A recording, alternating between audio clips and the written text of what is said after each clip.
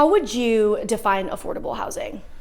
Yeah, so for me, there's a couple ways to look at it. One is the the HUD definition, or kind of the standard industry kind of definition, is when it's 30%, housing needs to be 30% or lower of the person's gross income, monthly gross income.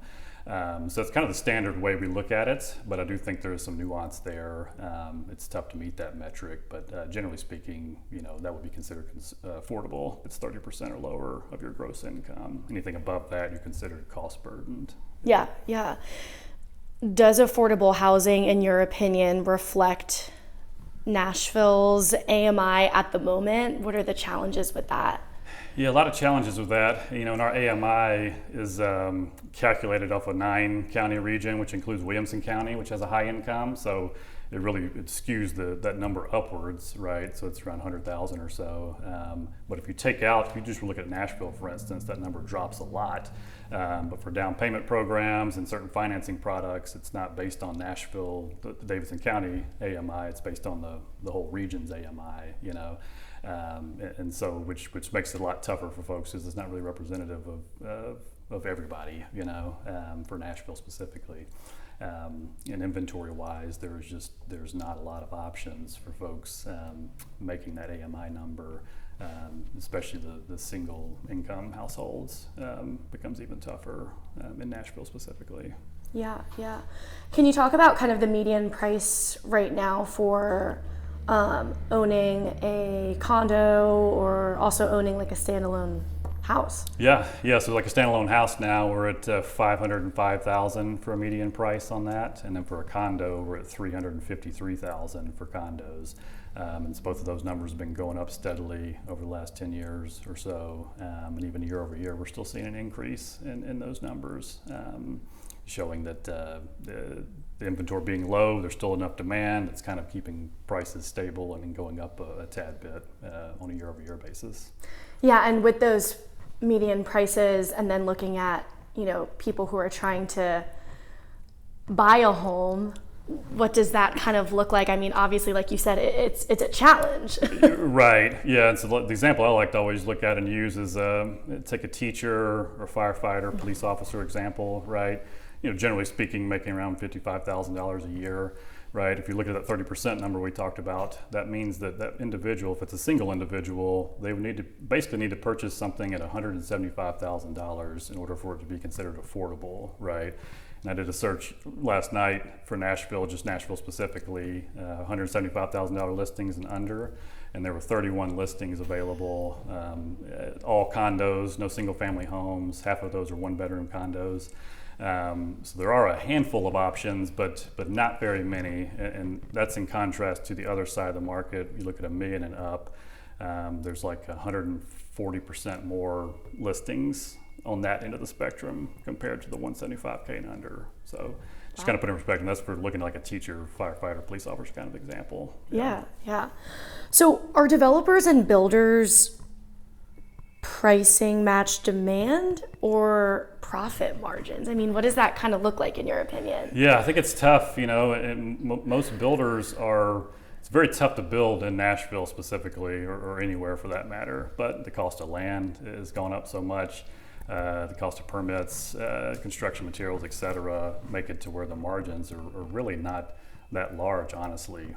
So for that developer, for them to try to make something affordable when the margins are already so tight anyway, it becomes nearly impossible for them to do, right? Without either having a heart for it, I think is a big key, or being incentivized in some way, which I think is another big key or possible solution to it.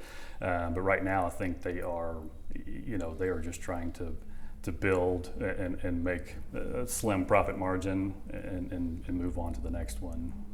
Yeah. What can city and state leaders be doing to make housing and owning a house more affordable and more attainable? Yeah, there's a lot of things. And fortunately, I will say I'm proud of some of the advancements that have happened in the last couple of years. From a state level, a couple of years ago, there's a bill passed that allowed metropolitan governments to create, if they want to, voluntary and attainable housing incentive programs. That happened in 2024, and now there's a bill going through council in Nashville that it would create a voluntary incentive program for affordable housing developers that gives them some extra density and some other things that in return for a certain percentage of the units to be dedicated as affordable. And it's, it's not going to solve the problem, but it is a good first step. And then additionally in Nashville, when the housing division was taken out of the mayor's office and put in the planning department, that was a really great move. And they brought in Angela Hubbard to run that division, and she's done a great job. Her and her staff are very committed. Really great people and wanting to do it the right way, wanting to do it organically and with the community input. And I've spent the last 3-4 years now doing that and working on these different plans to help to try to help create more affordable housing. But it takes a lot of different pieces, and including the state. And so I am glad that the state allows the metro governments to do that now with the attainable housing incentive program. Is a good first step. Needs to be more, but it is a good first step though. Yeah. And if these median home prices continue to get higher, what does the future of affordable housing in Middle Tennessee look like in the Nashville area? Yeah, it starts getting tough, and I've seen it as a realtor, the last 10 years plus, what that has looked like, and meaning you start to see more people who either A, have to move outside of town to one of the outlying counties because they can afford to buy there or afford to live there, or B, they continue to have to rent. You're seeing more of that going on as the prices have changed to where now you can probably rent for cheaper than buying in some cases. It's very situational, but you've got a lot of them giving away free months rent and things like that to incentivize people to rent. But the biggest key I've seen is people having to choose to move outside of Davidson County, buy in an outlying county, and then they commute back into work. Or when COVID happened, you got the work from home thing that changed a lot, and where people can work remote. And so that kind of changed the dynamics of it as well. But if things aren't done in Nashville specifically, I'm afraid you're only going to have housing for a certain percentage of people, and the rest are not going to be able to get in on homeownership, which is not what we want to see. We want to see people be able to start that homeownership journey, become a homeowner, and build that generational wealth. Yeah. So throughout the past 10 years, you said you've seen more and more people kind of moving out of the Nashville area, you would say? Yes, for sure. And what that has done is created this effect where it used to be you could move out to one of the counties that touches Davidson County, right? It was considered affordable, quote unquote. Now all of those counties, because of what I'm talking about here, those prices have all increased dramatically as well, to where if you look at a county by county map, the median prices are fairly similar across the board. Williamson's an exception, being a lot higher, but all the other counties have really kind of caught up with each other, which means all of a sudden you've got to go the extra band out to really find something affordable, and so it's just created a real issue. And then people who live in these outlying counties, who work in those counties, all of a sudden they're priced out of homes. They actually work in these counties, right? But then they can't afford to buy a home there. So it's becoming a growing issue in the outlying counties and cities as well. Yeah.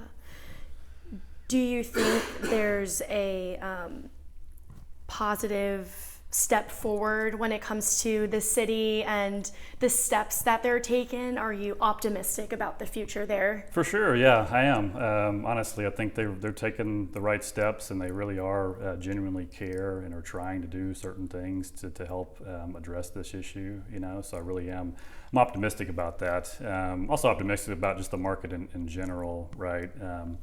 We went from a crazy market 10 years ago into the pandemic boom, which was a really crazy market where buyers were having to battle it out for homes and pay over asking price in some cases, and having to come out of pocket for closing costs, et cetera. We've switched from that in the last couple of years. It's been trending towards a buyer's market, which is really great news for the home buyers, because it hasn't been a buyer's market here in years and years and years. And so now it's flipped to where if you're out buying a home right now, it's actually a great opportunity, because we're able to get possibly under list price, get all your closing costs covered, which is something that wasn't happening for years. There are products out there with down payment assistant products that you can get to where you could get a home for 100% financing or no money down. We can get the sellers potentially to pay the closing costs, and where you are able to get in that home without having to come out of pocket very much at all in your out-of-pocket cost. And so that's a really key piece of this that I want to make sure that we mention, is that there is that positive side to it with the market kind of shifting that way. If you do want to become a homeowner, there are ways still to make it happen. And so that is, I'm happy about that.